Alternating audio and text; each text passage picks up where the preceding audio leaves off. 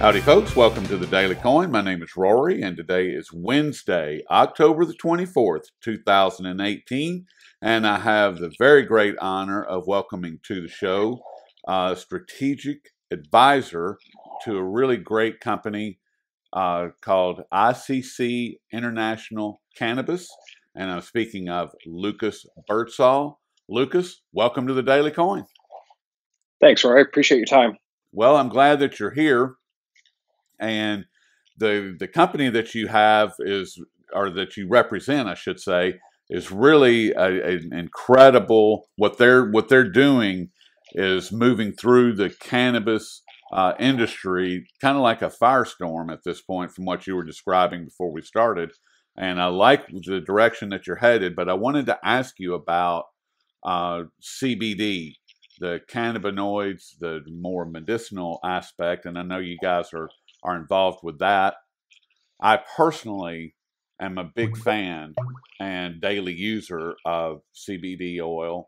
I've discussed that with a couple of the medical doctors that I go to, the more conventional doctors, and neither one of them have had any type of issue with me taking it. They said, if you like taking it, then do it. We don't see a problem with it. Both of them have said that, which was kind of surprising to me. And from your perspective, Lucas, what are some of the benefits that people should expect in a regular regimen of CBD oil or CBD intake of any kind? Yeah, absolutely, Rory. It's a great query there. CBD, the cannabis derivative, cannabidiol oil, is quite a miracle product in my opinion. I'm under the impression we're going to see some mass adoption of CBD over the coming decades, over the next 1, 2, 3, 4, 5 years. I truly do believe it's going to replace an abundance of pharmaceutical products that are currently in circulation. And ultimately, at the end of the day, it has many different It has many different benefits to the end consumer, whether it's anti-inflammatory, whether it's pain reduction, whether it's anti-anxiety. I truly do think it's a miracle substance. And at the end of the day, it does come from industrial hemp, which is a very robust product. The company that I advise for, ICC International Cannabis Corp, we do have a 16-hectare plot in Greece. And within that plot, we have the ability to cultivate, harvest, and eventually extract CBD from industrial hemp. And, we hope to distribute this through our retail pharmacy chains in Europe. And at the end of the day, I think CBD is fantastic. I think it has a great future going forward. I agree wholeheartedly. I think that we're just now beginning to understand some of the health benefits that it has to offer. And I think that over the course of the next decade, that a lot of these benefits that have been hidden from us are going to come into the light. And one of the things that ICC International Cannabis has to offer is, where you're going to be able to find some of your products, is in this really cool. I don't know if they're here in the States or not. I've never seen one. It's called Pharmabox, and it looks like a traditional drugstore, but in a vending machine format. I mean, can you tell us a little bit about what's going on with that, Lucas? Absolutely, Rory. The Pharmabox, or as we like to call it, the BioCann retail system, is a proprietary distribution vehicle for both CBD and cannabis products. Ultimately, it functions like a traditional vending machine. Owners of the Pharmabox can stock it up with whatever CBD products or cannabis flowers that they choose, and the end consumer basically walks up and with a credit card or with fiat currency can purchase these products directly from the machine. It operates very similar to, say, a Pepsi or a Coca-Cola machine. And at the end of the day, it's a low-touch experience for the end consumer, and we've got some great feedback thus far. So it's a nifty little device, if I do say so myself. Well, it looks kind of cool. I mean, it looks like something you would see in a mall or something like that, or maybe even on the sidewalk outside of a grocery store, some type of situation. Is that the idea? That is the idea, and they have quite a quite a decent little footprint in Italy right now. They're Okay. located on sidewalks. They're located inside, supermarkets and convenience stores. And at the end of the day, it's a fully encompassed environment where the supplier feels comfortable about inserting their products, and the consumer can interact with this and purchase their CBD derivatives. They can purchase their extracts or their cannabis flowers in a low touch manner. Now, will I need a prescription in order? Will this be able to read a prescription, or how is that going to work? How does that work? It depends. So depending on the regulatory environment in which the Pharmabox is installed, it depends. Now, you may have to reference some sort of prescription code, et cetera, but we operate these boxes in jurisdictions where CBD consumption is legal. Okay. And in the jurisdictions where we operate it, where recreational or medical cannabis consumption is legal, it just kind of reduces any barriers to entry for us. We haven't explored installing these in jurisdictions where there are some barriers to entry for cannabis or CBD consumption. Okay. And speaking of recreational, as you know, or I'm sure you're well aware, because you're located in Vancouver, British Columbia, Canada, which is where ICC International Cannabis Corporation is located. And you guys are listed actually on the CSE stock exchange under the symbol WRLD. But in the United States, we have a couple of states, and it's growing, with that now have recreational marijuana laws have been relaxed or completely negated. Do you see this Pharmabox being in those states?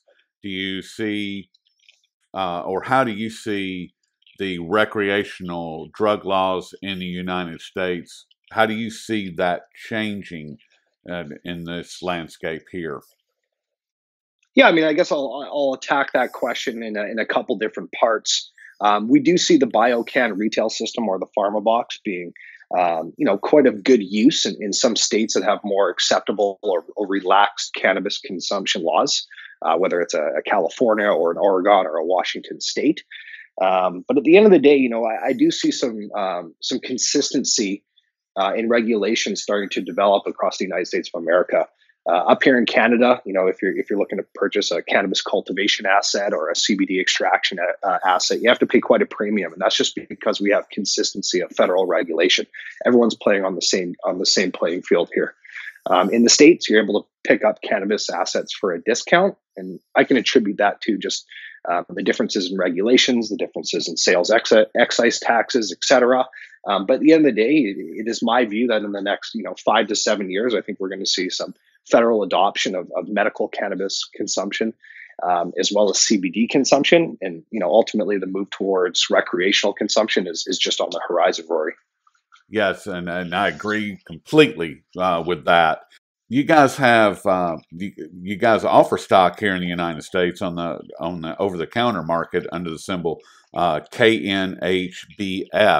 and is that what you were alluding to when you say picking up assets as far as purchasing stocks? Or are you talking about getting the product itself?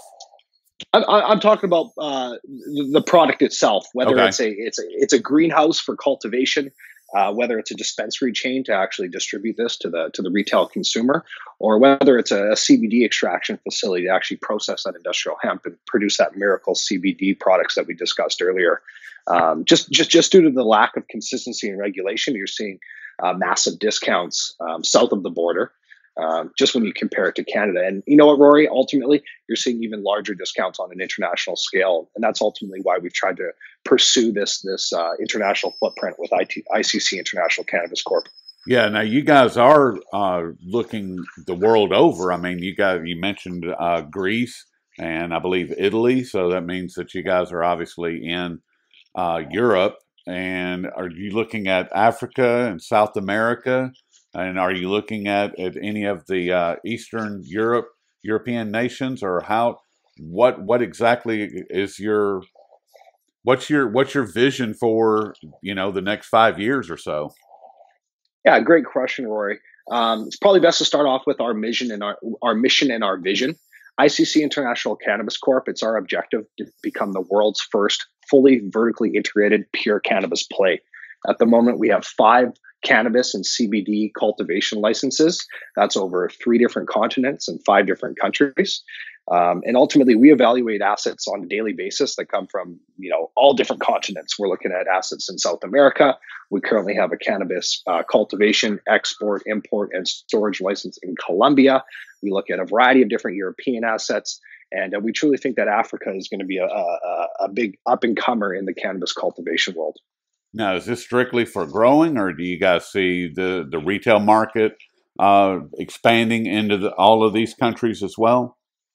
Yeah, we do see retail consumption of cannabis and CBD products going to increase in the European Union or the EU. We do think that South America has some growth potential as well. But I'll return to our mission. We want to become vertically integrated on an international scale. Okay. That means we don't only want to grow or cultivate the cannabis. We don't only want to extract the CBD oils. We want to be able to, purchase and sell the fertilizers. We want to be able to supply the hydroponics and the lighting systems. And at the end of the day, we want to be able to service the end consumer through our various distribution footprint. And that includes 35,000 plus pharmacies in Europe. That's through one of our wholly owned subsidiary, Cosmos Holdings. And we also have a distribution footprint in South Africa of 2,800 different corporate and independent pharmacies. Wow. So we want to be on every single link of the value chain. We want to become completely vertically integrated, whether it's selling shovels to gold miners, which is supplying fertilizers and hydroponics, to ultimately producing the bullion gold and selling it to the end consumer, Rory. That is ambitious, and I like it.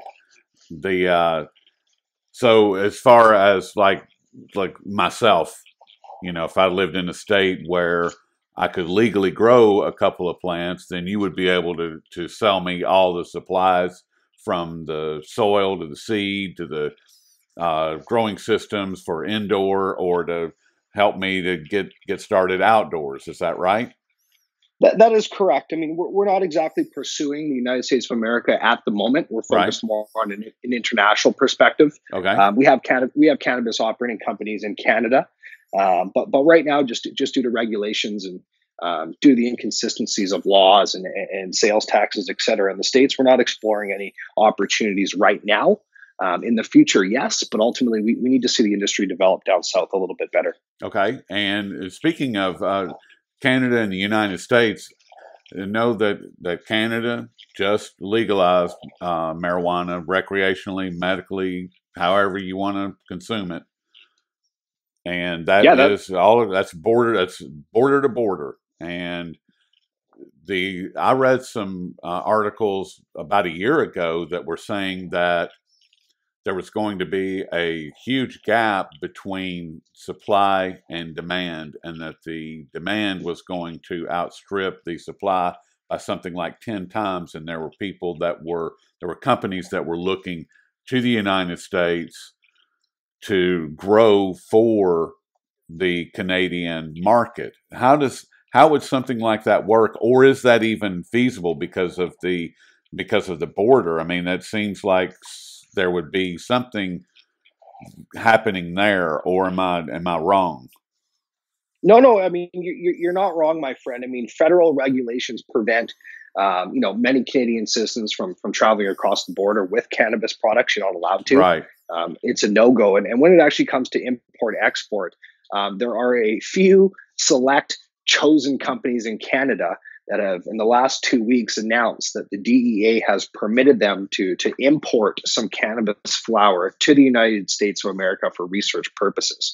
Now, that's not your average Joe cannabis grow. These are behemoths in the industry, right? And we're hope that they're going to set some precedent and lead the way for import-export relationships between the Canada and the United States of America when it comes to cannabis. Okay. And speaking of behemoths, one of the concerns that I've heard voiced time and again is Monsanto getting their hands on some of the extracts and some of the flowers, and putting some type of copyright on it, or doing something to where it's a Monsanto nefarious deal where they have exclusive rights to either CBD oil or this flower or that flower. What do you see, or what are you hearing in regards to that type of a situation? Is it You know even what possible? you know what, I'm unsure. I think it's a great question and it's a valid concern. But at the end of the day, there are so many different varieties of cannabis flowers that it would be quite difficult to patent for or trademark the specific plant. Up here in Canada, we have a very prolific geneticist community who basically work on customizing different types of cannabis plants to patients' needs, whether it's anti-anxiety, whether it's pain management. And at the end of the day, it's they're constantly changing the formulas, they're constantly changing the chemistry of these plants. And I'm just unsure if it's even legally feasible to patent something that's so dynamic at the end of the day. Okay. And that's actually good to know. I mean, I'd heard, I'd interviewed someone, and I thought that they had said that even if you replicate the same plant, that plant is going to give you a slightly different effect than the original plant. So if it produces seeds and you plant those seeds, then it's not going to give you a mirror of that original plant. What do you guys have? I understand that you have a manufacturing license and cultivation uh, scenario happening unfolding in Denmark, and what are you guys doing in that market? Yeah, it's a great question. We've just acquired a 55-acre land parcel in Denmark, in a small town up north there. We hold one of 12 cannabis cultivation, storage, and manufacturing licenses in Denmark, and our entry into that space mirrors industry peers such as Canopy Growth Corp, such as Aurora, such as the Supreme Cannabis Company. We're working very closely with regional experts. We're working very closely with regional politicians, etc. And ultimately, we're hopeful to leverage Denmark into our European cultivation hub. We want to be able to fuel our retail distribution network in Europe, and we hope to do that using the cannabis products and the CBD products that we actually grow and ultimately manufacture and produce in Denmark. It sounds like you guys are just right on the cusp of just really exploding with your business model. And I'm guessing that you're pretty excited about all of this, Lucas. I mean, because it just sounds like with what you have going on in Canada, what you have going on all across Europe and Africa and South America, is there a market that you guys aren't that you haven't we haven't discussed Australia? Are you guys doing anything in Australia at this point? Not officially. I will say, it's fine for this to be in the public domain, that we are evaluating both industrial hemp as well as medical cannabis cultivation licenses in Australia, Okay. but we haven't officially acquired anything yet. At the end of the day, I mean, we see so many different types of assets presented to us on a weekly basis. For example, last week I was in Lima, Peru, looking at some industrial hemp licenses, etc. Okay. But yeah, I mean, right now our objective is to plant the ICC International Cannabis Corp flag in as many different international jurisdictions as humanly possible. We're going to do quite a material capital raise, and that's going to be piggybacked off some institutional participation. In our initial financing rounds, we had some of Canada's largest cannabis hedge funds participate. So we're going to have the financing available to really execute on all these different licenses and assets. But for the moment, we're working on planting this flag. It's very comparable to, say, a staking rush that you see when a gold discovery is made. Everyone kind of runs into the area, tries to scour and scoop up all the ground possible. That's our strategy for the moment: plant the flag, acquire these assets, and then operate and execute on them in the coming 6 and 12 months. I like it. That sounds like a really great plan of attack. And speaking of which, I can't remember if you had mentioned it during the show, or if it was before we started recording, but there was a mention of mergers and acquisitions. And how do you see that playing out over the next 3 to 5 years? Do you see a consolidation? Do you see ICC international cannabis as being part of that, or what do you see from your perspective, Lucas, as far as mergers and acquisitions? Yeah, I mean, it's my opinion that we're going to see massive consolidation in the cannabis industry over the next 3 years. Okay. You have these absolutely massive cannabis companies up here in Canada, for example, Canopy, and they own some of the world's premier cannabis cultivation assets. At the end of the day, they're going to have to apply sort of a buy and bolt-on strategy, whether it's acquiring dispensaries for distribution, whether it's acquiring fertilizer suppliers to actually ensure that they can grow their plants and optimize their harvests. But at the end of the day, yeah, I mean, we're employing a buy and build strategy at the moment, and it's our objective to be a very worthy takeout target in the next 2 to 3 years. We think that some of these massive industry players are going to realize the need to build out an international footprint, and it's our objective to secure that international footprint and ultimately become a very lucrative target for some of these larger cannabis companies.